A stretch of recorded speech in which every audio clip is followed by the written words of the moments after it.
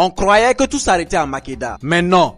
L'histoire la plus puissante commence avec son fils, Ménélik. Il naît sous un signe étrange. Une lumière traverse le ciel et le vent s'arrête. Les prêtres murmurent. Cet enfant changera le destin des royaumes. Ménélik grandit en Éthiopie, fort, intelligent et respecté. On dit qu'il a le courage de sa mère et le visage de Salomon. À 22 ans, il veut connaître la vérité. Il veut voir d'où il vient. Il traverse des déserts brûlants, des montagnes dangereuses et arrive à Jérusalem. Quand Salomon le voit, il ne parle plus. C'est comme regarder un reflet dans un miroir vivant. Mais ce que personne ne raconte, c'est que ce jour-là, le roi le plus sage du monde a pleuré. Il veut garder Ménélik, le former et le nommer comme héritier. Mais Ménélik refuse. Il dit simplement, mon destin est en Éthiopie. Et c'est là que tout bascule. Ses compagnons voient la corruption du temple, la peur, l'orgueil. Et ils prennent une décision qui va marquer l'histoire. Ils échangent l'arche de l'alliance, la vraie. Le coffre sacré contenant les tables de la loi contre une copie parfaite. Oui, Ménélik quitte Jérusalem avec l'arche originale.